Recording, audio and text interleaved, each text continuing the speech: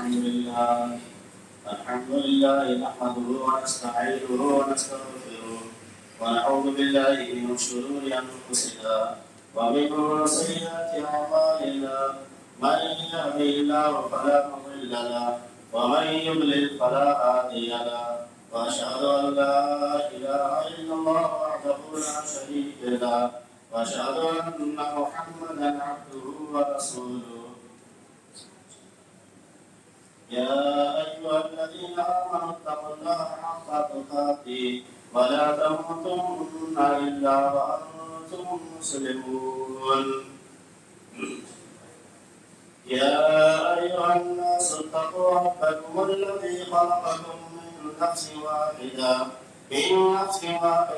وخلق منها زوجها وبث منهما رجالا كثيرا ونساء واتقوا الله الذي تساءلون به والأرحام إن الله كان عليكم رقيبا يا أيها الذين آمنوا اتقوا الله وقولوا قولا سديدا يصلح لكم أعمالكم ويغفر لكم ذنوبكم ومن يطع الله ورسوله فقد فاز فوزا عظيما أما بعد فإن خير الحديث كتاب الله وخير الهدي هدي محمد صلى الله عليه وسلم وشر الأمور محدثاتها وكل محدثة بدعة وكل بدعة ضلالة وكل ضلالة في النار. أعوذ بالله من الشيطان الرجيم. بسم الله الرحمن الرحيم. يا أيها الذين آمنوا ادخلوا في السلم كافة.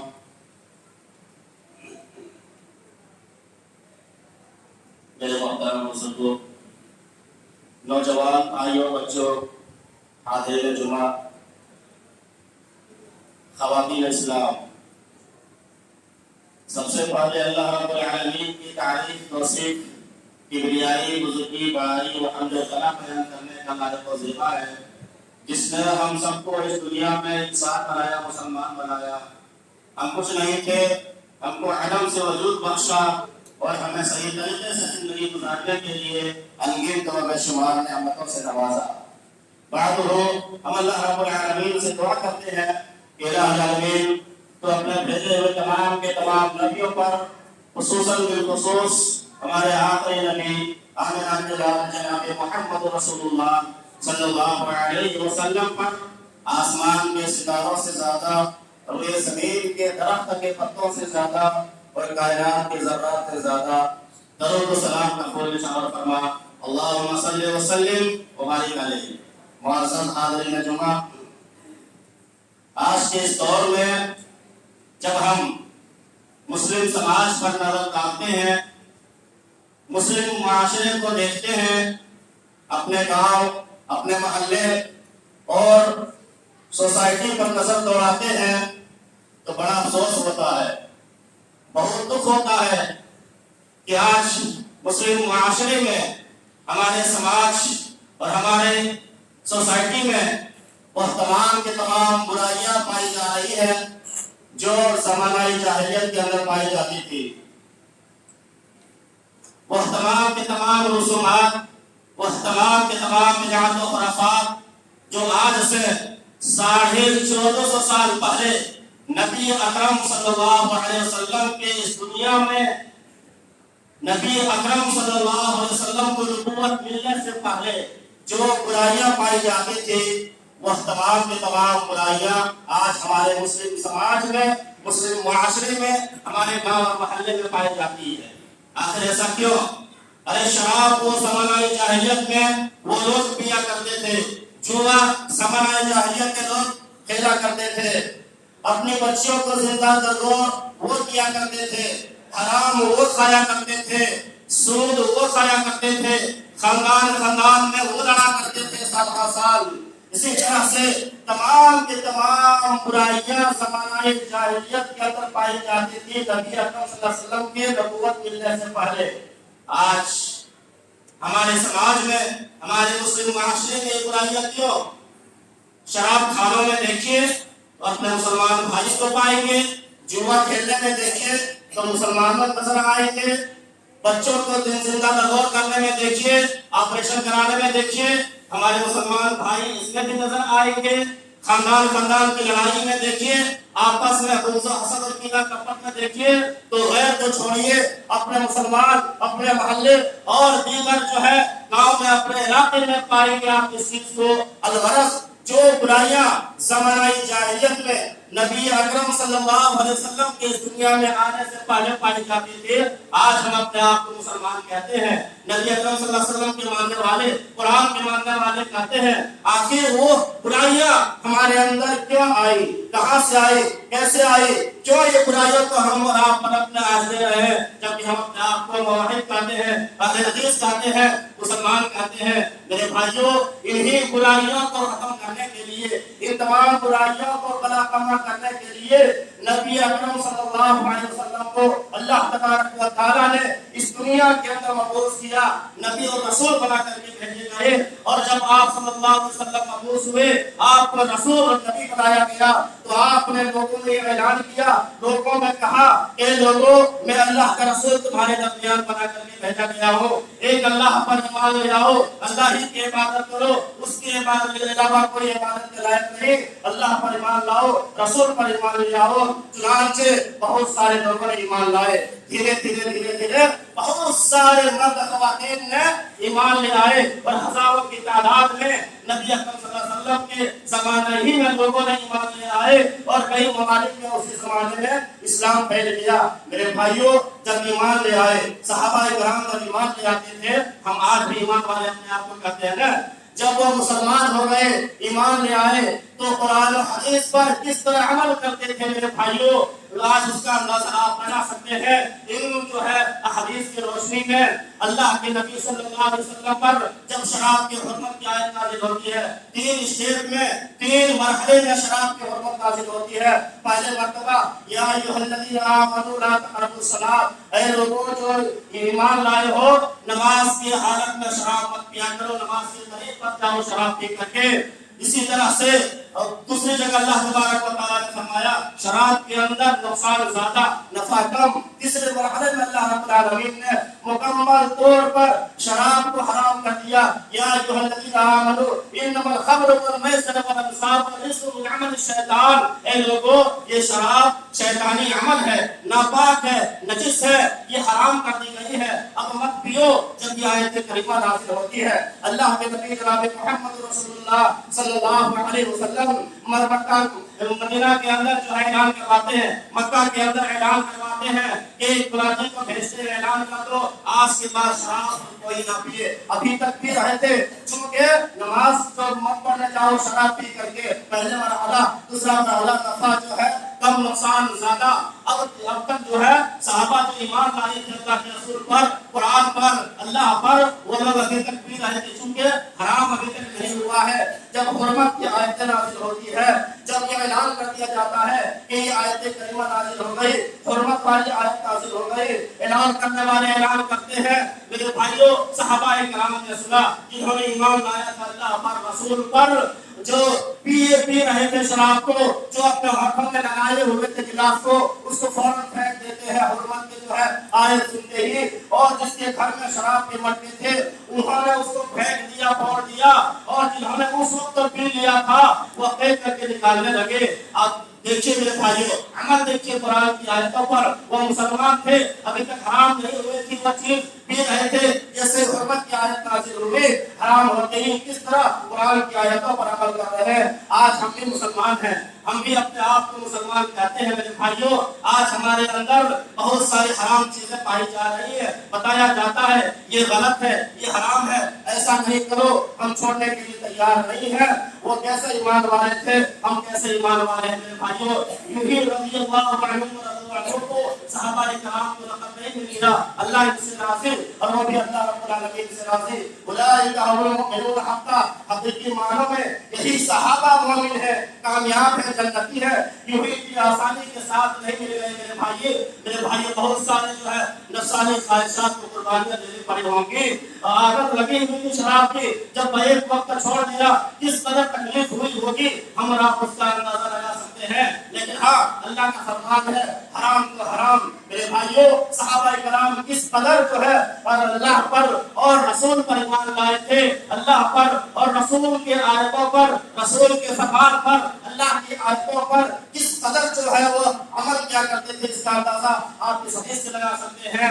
ابھی ایک صحابی مسجد میں داخل ہو رہے ہیں، اللہ کے نبی صلی اللہ علیہ وسلم خطبہ دے رہے ہیں، جمعہ خطبہ کے دوران کسی دوسرے سے کہتے ہیں کہ بیٹھ جاؤ۔ ایک صحابی کا جو ہے ایک پیر اندر داخل ہوا، ایک پیر ابھی باقی ہے اندر داخل ہونے میں، ایک پیر باہر مسجد کے باہر، ایک پیر مسجد کے جو ہے اندر۔ سنتے ہیں بیٹھ جاؤ، وہ صحابی وہیں بیٹھ جاتے ہیں، ابھی مسجد کے گیٹی میں ہے، ایک ہی جو ہے پیر اندر داخل ہوا ہے، آواز آتی ہے کان کے اندر بیٹھ جاؤ۔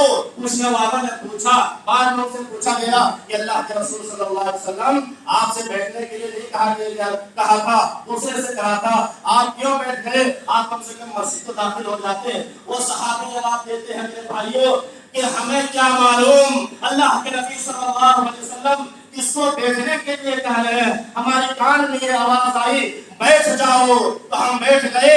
یہ اللہ کے نبی صلی اللہ علیہ وسلم کی اتباع، یہ اللہ کے نبی صلی اللہ علیہ وسلم کے پیروی۔ اس قدر وہ لوگ جو ہے اللہ کے نبی صلی اللہ علیہ وسلم کی اتباع اور پیروی کیا کرتے تھے، اس کا اندازہ ہم اور آپ ان حدیث سے لگا سکتے ہیں۔ آج ہم اور آپ ہیں میرے بھائیوں، ہم اور آپ مسلمان کہتے ہیں اپنے آپ کو، ایمان والے کہتے ہیں اپنے آپ کو، اللہ اور اس کے رسول پر ہم اور آپ ایمان لائے ہیں، لیکن قرآن اور حدیث کی باتیں ہم اور آپ سنتے ہیں، ہمارے کانوں میں ذرہ برابر توجہ تک نہیں رہتی۔ ہم جیسے زندگی گزارتے ہیں پہلے قرآن اور حدیث کو سننے کے باوجود بھی ہمارے اندر کوئی تبدیلی اور کوئی جو ہے بدلاؤ نہیں آتا ہے۔ آج ہمارا ایمان اتنا سخت کیوں پڑ گیا ہے؟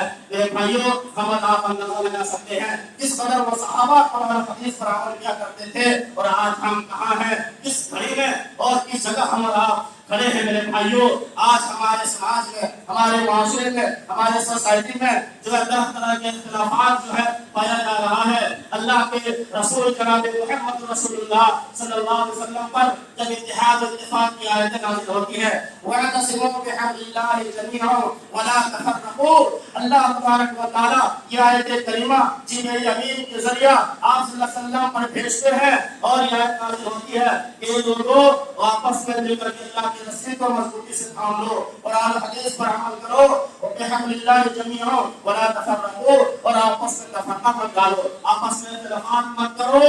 اذکروا نعمت اللہ علیکم، اور اللہ رب العالمین کی اس نعمت کو یاد کرو جو تم پر کیا ہے، فَأَصْبَحْتُم بِنِعْمَتِهِ إِخْوَانًا، اللہ رب العالمین کے فضل و کرم سے تم آپس میں بھائی بھائی بن گئے۔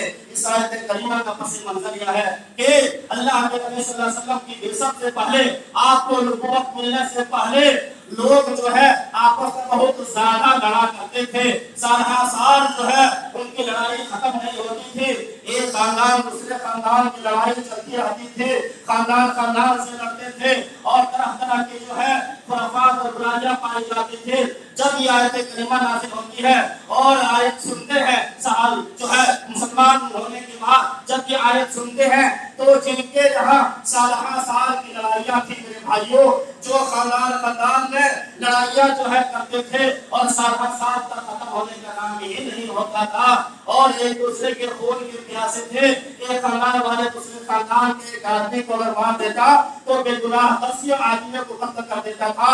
لیکن جب یہ آیت کریمہ سنتے ہیں کہ اللہ نے آپس میں میل محبت کے ساتھ رہنے کے لیے کہا ہے، مل جل کر کے رہنے کے لیے کہا ہے، اتحاد اتفاق کے ساتھ رہنے کے لیے کہا ہے، تو یہ آپس کی لڑائی جو سالہ سال چلتا تھا، یہ خاندان خاندان کی لڑائی، یہ جو ہے آپس کی جو ہے جھگڑا جو ختم ہونے کا نام ہی نہیں لیتا تھا، جب یہ آیت کریمہ سنتے ہیں، اللہ کا فرمان ان پر جو ہے سنایا جاتا ہے ان کو، تو فوراً آپس میں گلے مل جاتے ہیں، اور آپس میں گلے مل کر کے بھائی بھائی بن جاتے ہیں، اور کہتے ہیں اب تک ہم سے جو غلطی ہو گئی سو گئی، اللہ معاف کرنے والا ہے۔ میرے بھائیوں، یہ لڑائی جھگڑے کو ختم کرنے میں 1 مہینہ نہیں، 2 مہینہ نہیں، اور جو ہے 1 دن نہیں، 1 گھنٹہ نہیں، منٹوں میں ختم کر دیا۔ سالہ سال کی لڑائی، یہ جھگڑے جو چلا آ رہا تھا ان کے درمیان، منٹوں میں جو ہے ختم کر دیا، اور آپس میں بھائی بھائی بن کر کے زندگی گزارنے لگے. میرے بھائیوں اندازہ لگائیے آج ہم اور آپ ہیں تھوڑی سی جو بات کو لے کر کے لڑ پڑتے ہیں خاندان خطرات بڑھانے والی. ولا تفرقوا آپس میں اختلاف مت کرو فرقے کے مت بانٹو. اس کے اندر ساری چیزیں وہ شامل ہیں میرے بھائیوں کہ کیا ہم خاندان میں بڑھ جائے یا پھر جو ہے دیوبندی بریلی یا پھر کوئی بھی مسلک ہو اس کے اندر ساری چیزیں جو ہے سب شامل ہے. ہمیں اللہ رب العالمین نے کسی گروہ کسی ٹولی اور آپس میں لڑنے جھگڑنے سے منع کر دیا ہے اس آیت کریمہ کے اندر. اندازہ لگائیے ہم اور آپ آیت کریمہ کا کس طرح سے دھجیاں اڑا رہے ہیں میرے بھائیوں. آج تھوڑی سی بات ہو جانے کی وجہ سے بہت سارے لوگ جو ہے سال ہر سال سے ایک دوسرے سے باتیں کرنا پسند نہیں کرتے ہیں. حالانکہ دنیاوی اغراض و مقاصد کی خاطر دنیاوی فائدے کے لیے اگر قطع تعلق ہم کیے رہیں گے مسلمان سے بات چیت بند کیے رہیں گے سلام کلام بند کیے رہیں گے دنیاوی فائدے کے خاطر تو جانتے ہیں 3 دن سے زیادہ اس طرح کرنا جائز نہیں ہے. مسلم شریف کی حدیث ہے ولا يحل لمسلم ولا يحل لرجل ان يهجر اخاه ثلاث. کسی مسلمان کے لیے کسی آدمی کے لیے یہ جائز نہیں ہے یہ حلال نہیں ہے کہ 3 دن سے زیادہ وہ کسی سے بات چیت بند رکھے بات چیت جو ہے قطع تعلق رکھے اور جو ہے سلام کلام بند رکھے. ہاں ایک جگہ ہونے کی وجہ سے ایک سماج ایک معاشرے ایک سوسائٹی میں رہنے کی وجہ سے کچھ باتیں ہو جاتی ہے تو بہنیں ہو جاتی ہے لیکن اس کا حل بھی بتا دیا ہے کہ 3 دن سے زیادہ کوئی شخص ایک دوسرے سے جو ہے بات چیت کو بند نہ رکھے اور ان میں سے بہتر وہ ہے جو سلام کا پال کرے. میرے بھائیوں گھر میں جو ہے بہت سارے برتن رہتے ہیں برتن بناتا ہے ہم اور آپ بہت سارے لوگ مل جل کے رہتے ہیں بہت سارے لوگ مل جل کر کے رہنے کا نام ہی سماج ہے معاشرے ہے سوسائٹی ہے. باتیں ہو جاتی ہے ادھر ادھر کی باتیں تو میں تھوڑی سی جو ہے اونچ نیچ باتیں ہو جاتی ہے. اس کا مطلب یہ نہیں کہ ہم 6 سال 2 سال 3 سال اور 2 4 مہینے تک ہم بات چیت پر رکھیں آپس میں قطع تعلق کر کے رکھیں. میرے بھائیوں اندازہ لگائیے اور یہ قطع تعلق اور یہ بات چیت بند رکھنا آپس میں لڑ جھگڑ کر کے رہنا اور جو ہے ایک دوسرے سے بات نہیں کرنا سلام کلام نہیں ہونا کہ اتنا بڑا خطرناک جرم ہے. لوگ چھوٹا موٹا سمجھتے ہوں گے اتنا بڑا جرم ہے کہ آپ جانتے ہیں مسلم شریف کی حدیث ہے ہفتے میں 2 روز پیر اور جمعرات کے روز مسلم شریف کی حدیث ہے اللہ رب العالمین کے یہاں لوگوں کے اعمال پیش کیے جاتے ہیں. پیر یعنی سوموار اور جمعرات کے دن اللہ رب العالمین کے یہاں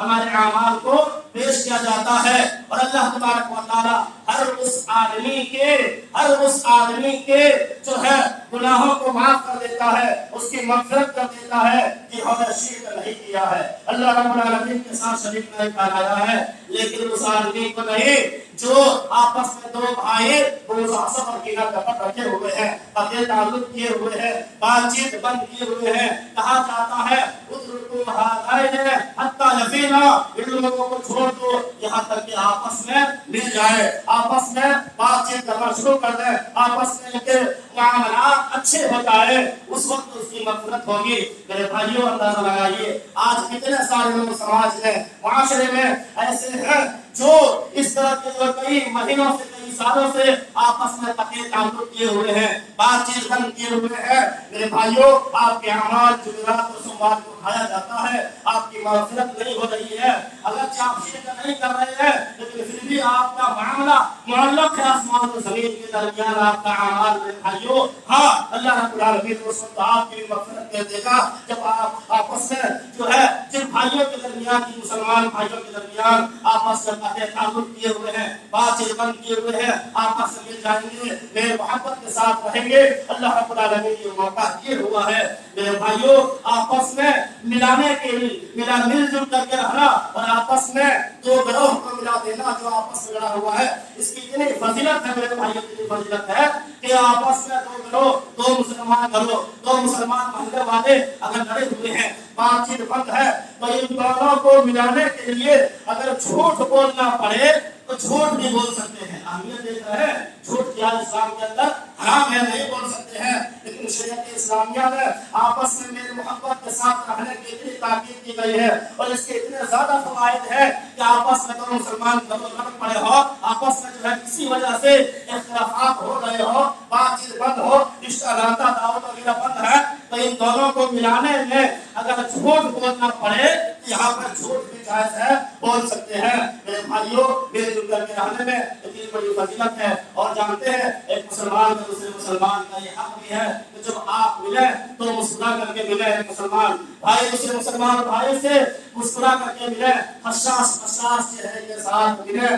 نبی اکرم صلی اللہ علیہ وسلم کا یہ فرمان ہے، لیکن آج بہت سارے لوگ ایسے ملتے ہیں، لگتا ہے کہ دل میں بہت زیادہ تکلیف ہے، لگتا ہے ہمارا بہت بڑا دشمن ہے، ملتے بھی ہیں تو چہرے میں کوئی مسکراہٹ نہیں، چہرے میں کوئی وہ رونق نہیں جو ایک مسلمان سے مسلمان کے ملنے کے وقت ہونا چاہیے۔ اور نبی اکرم صلی اللہ علیہ وسلم کا یہ بھی فرمان ہے کہ ایک مسلمان دوسرے مسلمان سے مسکرا کر کے جب ملتا ہے تو یہ بھی صدقہ ہے، صدقے کا ثواب ہے۔ میرے بھائیوں، ایک صدقہ ہوتا ہے جیب سے پیسہ نکالنا، جیب سے پیسہ خرچ کرنا، دوسروں کو دینا، اس میں بھی ثواب ہے۔ لیکن ایک مسلمان دوسرے مسلمان سے مسکرا کر کے ملتا ہے، دل سے ملتا ہے، حساس چہرے کو لے کر کے ملتا ہے، تو یہ بھی صدقہ ہے۔ لیکن آج ہمارے سماج کے اندر، ہمارے معاشرے کے اندر یہ چیز دھیرے دھیرے ختم ہوتا جا رہا ہے میرے بھائیوں۔ ہاں ملتے بھی ہیں کسی موقع پر تو دنیاوی مفاد کے لیے، دنیاوی فائدے کے لیے، جب ہمیں کسی سے کوئی فائدہ حاصل کرنا ہوتا ہے، جب ہمیں دنیاوی فائدہ ہوتا ہے تو اس وقت آپ ملتے ہیں،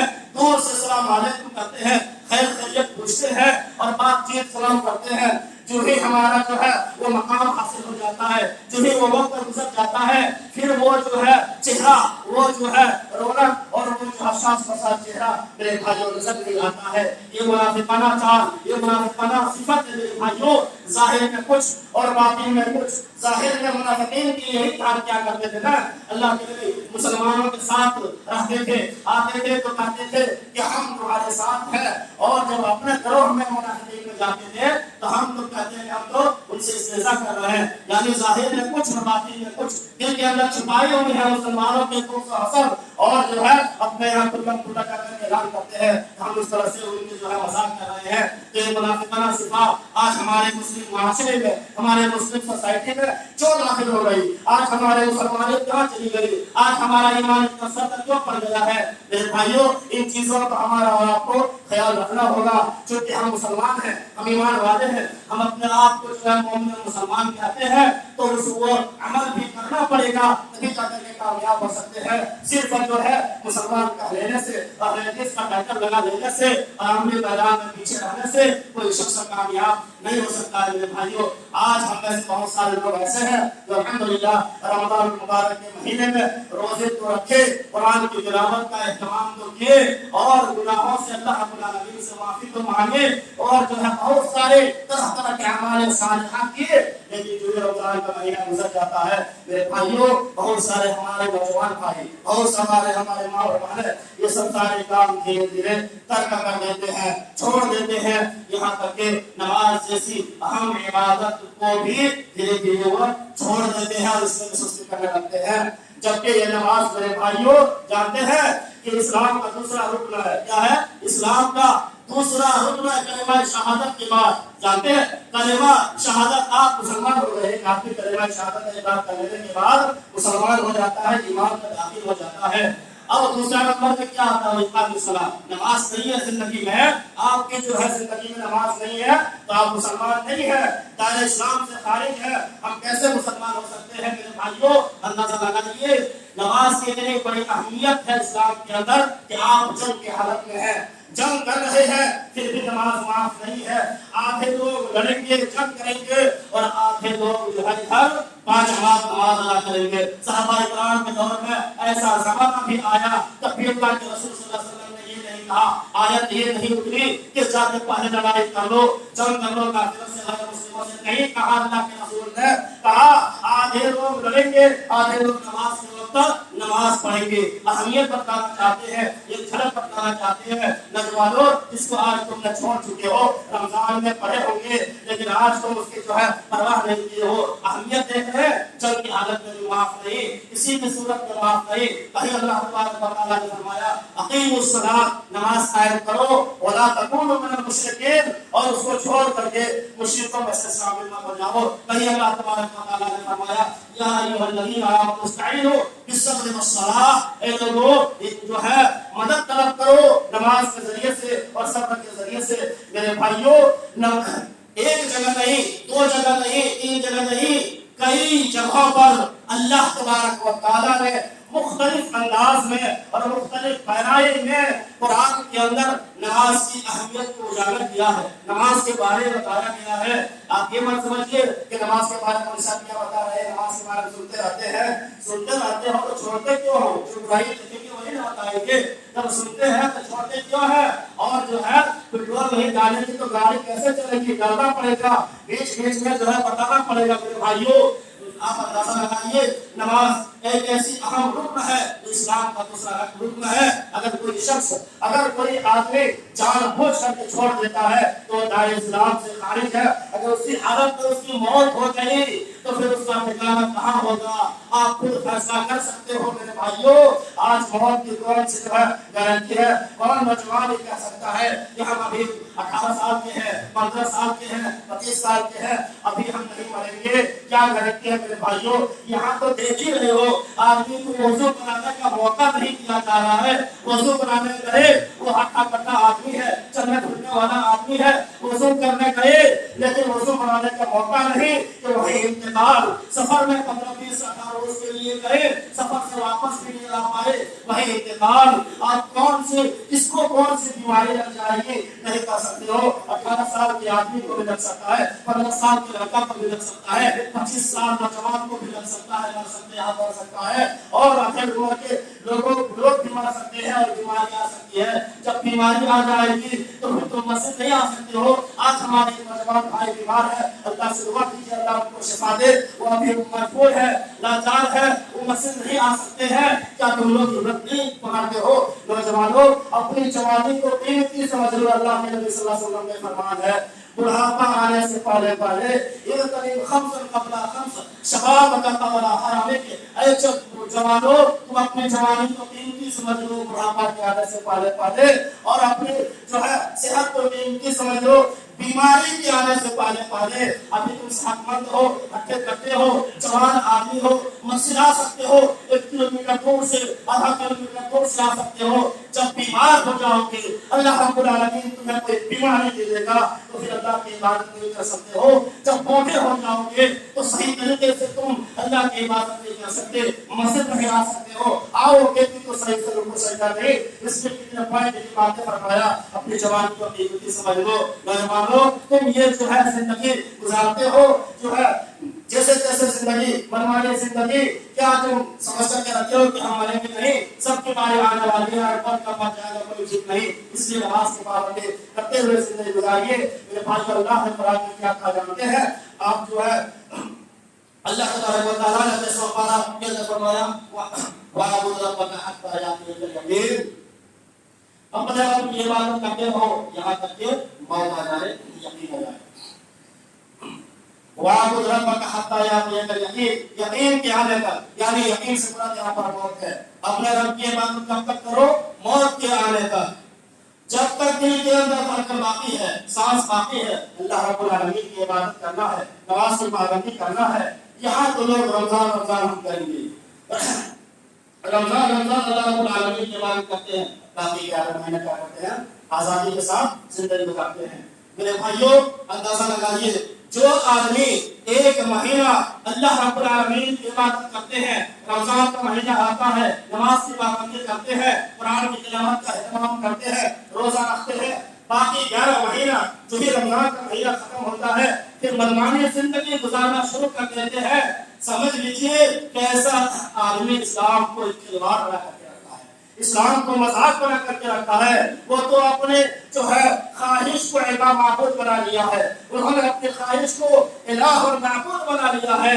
رمضان کا دل چاہا، لوگوں کی بھیڑ لگی، لوگوں کو دیکھا دیکھی، مسجد آ گئے، اور جو ہی رمضان ختم جو ہے اس کا پھر وہی دل جو کہہ رہا ہے، من جو کہہ رہا ہے، خواہش جو کہہ رہا ہے، وہی کام وہ کرنا شروع کر دیتے ہیں۔ تم اللہ کو نہیں اپنے جو ہے خواہش کو رب بنا کر کے بیٹھے ہوئے ہو۔ کس دنیا میں تم جی رہے ہو، کس طرح کی زندگی گزار رہے ہو، اپنے آپ کا جائزہ لے کر کے فیصلہ کر سکتے ہو۔ وَاعْبُدْ رَبَّكَ حَتَّىٰ يَأْتِيَكَ الْيَقِينُ، اللہ اللہ کی عبادت کرتے رہو یہاں تک کہ موت آ جائے۔ آج ہم رمضان میں اللہ رب العالمین کی عبادت کرتے ہیں، انواع و اقسام کی عبادت کرنے کے بعد باقی 11 مہینے منمانی زندگی گزارنے کی کوشش کرتے ہیں۔ میرے بھائیوں، جو آدمی 11 مہینے منمانی زندگی گزارتے ہیں، مسجدوں سے دور رہتے ہیں اور نماز کی کوئی پرواہ نہیں اور 1 مہینہ روزہ رکھتے ہیں، بھوکا پیاسا رہتے ہیں، سمجھ لیجیے اس کا روزہ اللہ رب العالمین کے قابل قبول نہیں۔ کیوں؟ مقصد کیا ہے روزہ فرض کرنے کا؟ آپ پورے رمضان سنے ہوں گے لعلکم تتقون، تاکہ تقویٰ آ جائے، پرہیزگاری آ جائے۔ روزہ اس لیے فرض کیا جاتا ہے، بھوکا پیاسا رکھنا مقصد نہیں، تاکہ تمہارے اندر اللہ رب العالمین کا ڈر پیدا ہو جائے، اور جب اللہ کا ڈر پیدا ہو جائے تو تم جس طرح نماز رمضان میں پڑھا کرتے تھے اسی طرح غیر رمضان میں بھی پڑھو گے۔ کیوں؟ جس اللہ نے رمضان میں عبادت کرنے کا حکم دیا ہے، نماز پڑھنے کا حکم دیا ہے، وہی اللہ جو ہے غیر رمضان میں بھی دوسرے مہینوں میں بھی اپنی عبادت کرنے کا حکم دیا ہے، نماز پڑھنے کا حکم دیا ہے۔ جو اللہ رب العالمین نے رمضان کے مہینے کو بنایا ہے تو شوال کے مہینے کو بھی اسے اللہ نے بنایا ہے، ذوالقعدہ کے مہینے کو بھی اسے اللہ نے بنایا ہے، محرم کے مہینے کو بھی اسے اللہ نے بنایا ہے، دیگر 12 مہینے اسے اللہ نے بنایا ہے۔ تو 1 مہینہ تو رمضان کا مہینہ آتا ہے، لوگوں کا دکھا دیکھی اللہ رب العالمین سے اپنا رشتہ جوڑتے ہو، اللہ سے رشتہ لگاتے ہو، باقی 11 مہینے تم منمانی زندگی گزارتے ہو۔ یہ کیسے تمہاری مسلمانی ہے میرے بھائیوں؟ رمضان مسلمان پر مت پڑھیے، کم از کم نماز کو اپنی زندگی میں لاگو کیجیے، نماز کی پابندی کرتے رہیے، کیونکہ یہ نماز کسی بھی حال میں معاف نہیں۔ یہاں تک کہ نبی اکرم صلی اللہ علیہ وسلم کا فرمان ہے، آپ اگر بیٹھ کے نہیں کھڑے ہو کر کے نہیں پڑھ سکتے ہیں تو بیٹھ کے پڑھو، بیٹھ کے نہیں پڑھ سکتے ہو تو لیٹے لیٹے پڑھو، آنکھ کے اشارے سے پڑھو، تب بھی پڑھو۔ پانی لینے میں تکلیف ہے تو بیمار ہے، مٹی لے لو، مٹی سے مسح کر کے پڑھو، تب بھی پڑھو۔ اہمیت دیکھ رہے ہو اور آج تم منمانی زندگی گزار رہے ہو، جو دل چاہ رہا ہے ویسے کر رہے ہو اور جو من کہہ رہا ہے ویسے کر رہے ہو۔ کہاں کہ ہم مسلمان ہیں میرے بھائیوں؟ آپ اندازہ لگا سکتے ہیں یہ رمضان جو ہم آیا تھا یہ ہمارے دلوں میں تقویٰ پیدا کرنے کے لیے آیا تھا۔ رمضان کا مہینہ یا ایک جو ہے یہ کیا ہے؟ ہمارے لیے ایک مدرسہ ہے، ہمارے لیے ایک اسکول ہے، ہمارے لیے ایک کالج ہے، جہاں سے ہم نے ٹریننگ سیکھا، جہاں سے ہم نے تقویٰ سیکھا۔ میرے بھائیوں، ہمارے بدن کو سروسنگ کرنے کے لیے رمضان مبارک کا مہینہ آتا ہے۔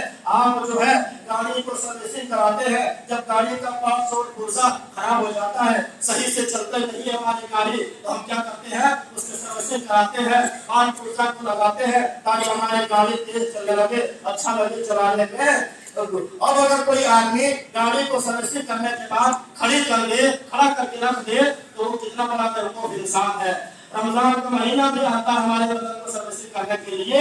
ہم نے رمضان میں خوب عبادتیں کی، پابندی کے ساتھ مسجدوں میں آئے، نماز کی پابندی کی اور دیگر اعمال صالحات کیے، صدقہ خیرات، قرآن کی تلاوت کے اہتمام، روزہ، اور ہمارے بدن کی سروسنگ ہو گئی ہے، پاک پرزہ بالکل جو ہے نیا ہو چکا ہے۔ اب اگر ہم رمضان کے بعد جو ہے سستی اس میں کرنے لگے تو ہم سے بڑا بیوقوف انسان کون ہوگا؟ اور ہماری گاڑی تیز چلنی چاہیے کیونکہ ہمارے بدن کی سروسنگ ہو گئی ہے۔ گاڑی کی سروسنگ ہو جانے کے بعد تیز چلتی ہے، ویسے ہی ہمارے بدن کی سروسنگ ہو گئی رمضان کے مہینے میں، ہماری گاڑی بھی رکنی نہیں چاہیے اور بلکہ تیز ہو جانی چاہیے۔ اور جیسے رمضان میں نماز کی پابندی کرتے تھے ویسے ہی کریں میرے بھائیوں۔ یہ ضروری ہے، یہ آپ کے فائدے کے لیے ہے۔ آپ نماز پڑھیں گے اللہ رب العالمین کچھ فائدہ ہونے والا نہیں ہے، آپ کو فائدہ ہوگا میرے بھائیوں، آپ اندازہ لگا سکتے ہیں۔ اسی طرح سے اللہ تبارک و تعالیٰ نے ایک بہت ہی بہترین مثال بیان کیا ہے۔ آپ یہ جان لیجیے کہ نیکیاں کر لینے کے بعد، نیکیوں کا پہاڑ لگا دینے کے بعد پھر برائیاں کرنا اور برائیوں کا ارتکاب کرتے رہنا اور پھر سچے دل سے توبہ نہ کرنا، گویا کہ ہم اپنے نیکیوں کے پہاڑ کو اپنے ہاتھوں سے برباد کر رہے ہیں، اپنے ہاتھوں سے ضائع کر رہے ہیں، اپنے ہاتھوں سے ہم اپنے نیکیوں کے پہاڑ کو گرا رہے ہیں۔ اور اس سے بڑا بیوقوف انسان کون ہوگا جو اپنے نیکیوں کو انجام دینے کے بعد اس کو اپنے ہاتھوں سے ڈھا دے، اپنے ذات سے خود اپنی نیکیوں کو برباد کر دے۔ آج ہم وہی کام کر رہے ہیں بھائیوں۔ اللہ نے قرآن میں سورۃ النحل کے اندر 14واں پارہ کے اندر ایک مثال بیان فرمایا ہے، وَلَا تَقُولُوا كَالَّتِي نَقَضَتْ غَزْلَهَا مِن بَعْدِ قُوَّةٍ أَنْكَاثًا۔ کہا اے لوگوں تم اس عورت کی طرح مت ہو جانا جنہوں نے بہت مضبوط طریقے سے دھاگے کو کاٹا اور اسے جو ہے چرخے میں چڑھایا، کاٹا اور اسے مضبوط کر دیا، اور مضبوط کر دینے کے بعد پھر اسے اپنے ہاتھ سے ریزہ ریزہ کر ڈالا، اس کو جو ہے ٹکڑا ٹکڑا کر ڈالا۔ مکہ میں ایک عورت رہا کرتی تھی، قرآن دن بھر محنت کرتی تھی، چرخا چلاتی تھی، دھاگے مضبوط طریقے سے کاٹتی تھی، اور جب وہ جو مضبوط طریقے سے اس کا دھاگا جو ہے چڑھ جاتا تھا چرخے کے اندر، پھر شام کو وہ کیا کرتے تھے، اس کو اپنے ہاتھ سے کینچی کے ذریعے سے اس کو ٹکڑا ٹکڑا کر ڈالتی تھی، یعنی اپنی محنت کو وہ جو ہے اپنے ہاتھ سے پانی پھیر لیتے تھے، ضائع برباد کر لیتے تھے۔ اللہ تبارک و تعالیٰ نے بھی ہم مسلمانوں کو، اپنے بندوں کو اس عورت کی طرح ہونے سے منع فرمایا کہ تم اس عورت کی طرح مت ہو جانا جو اپنے ہاتھ سے اپنی محنت کو برباد کر لیتی ہے۔ تم اس طرح مت ہو جانا کہ تم نیکیاں کرنے کے بعد پھر برائیوں کی طرف پلٹ آؤ اور توبہ و استغفار مت کرو، تو تمہاری مثال بھی وہی مسلمان کی طرح تم نیکیوں کا پہاڑ رمضان میں جمع کر لیے، تم قرآن کی تلاوت کر کے، روزہ رکھ کر کے، انواع و اقسام کی باتیں کر کے ہم نے پہاڑ تیار کر لیے ہیں نیکیوں کا، لیکن رمضان کی بعد برائیوں کی طرف پلٹ آنا، ہمارے سارے نیکیاں وہ پہاڑ جو ہم نے کھڑا کیا ہے رمضان میں، اللہ اکبر، اللہ رب العالمین کا وڈر و خوف کہ 14-15 گھنٹے ہم پیاسے رہ رہے ہیں، بھوکے رہ رہے ہیں، کھانا موجود، پینا موجود، کھا نہیں رہے ہیں، آج وہ ڈر وہ خوف کہاں چلی گئی؟ آج وہ پہاڑ، نیکیوں کا پہاڑ اپنے ہاتھوں سے ضائع مت کیجیے میرے بھائیوں، کریں گے تو آپ سے زیادہ بے وقوف انسان کوئی ہو ہی نہیں سکتا ہے۔ اس لیے اللہ رب العالمین کی عبادت کرتے ہوئے زندگی گزاریں، آپس میں مل جل کر کے رہنے کی کوشش کریں، اسی میں بھلائی ہے، اسی میں سکون ہے۔ آپس میں مل جل کر کے رہیں گے تو اس سے کیا ہوگا؟ سکون ہوگا، اس سے سکون ملے گا، اور بہت سارے اس کے فوائد میرے بھائیوں جو بھی بتانے کا ٹائم نہیں، وقت ہو چکا ہے۔ اب اللہ رب العالمین سے دعا کرتے ہیں کہ اللہ العالمین تو ہم تمام لوگوں کو زیادہ سے زیادہ ہمارے صالحہ کرنے کی توفیق عطا فرما۔ اللہ ہم سب کو آپس میں مل جل کر کے اتحاد اتفاق کے ساتھ رہنے کی توفیق عطا فرما۔ اللہ ہم سب کو خطاکار ہیں، میرے پروردگار عالم ہم سب کے گناہوں کو، ہم سب کے خطاؤں کو معاف فرما۔ اللہ ہم میں سے جو بے روزگار ہیں ان کو حلال روزی کمانے کی توفیق عطا فرما۔ اللہ ہم میں سے جو اس دنیا سے جا چکے ہیں، اللہ ان کے قبروں کو تو نور سے بھر دے۔ اللہ ہم سب کو تو جب تک اس دنیا میں زندہ رکھنا اسلام پر، جو خاتمہ فرمانا ایمان اور توحید پر، اسلام پر خاتمہ فرمانا۔ اللہ ہمارے مسلمان بھائی جہاں پر پریشان حال ہے، اللہ تو جانتا ہے ان کی پریشانیوں کو دور فرما۔ اللہ ہمارے مسلمان بھائی جو بیمار ہے ان کو تو شفائے کلی عطا فرما۔ آمین تقبل یا رب العالمین۔ بارک اللہ لنا و لکم فی القرآن العظیم، انہ تعالی جواد کریم۔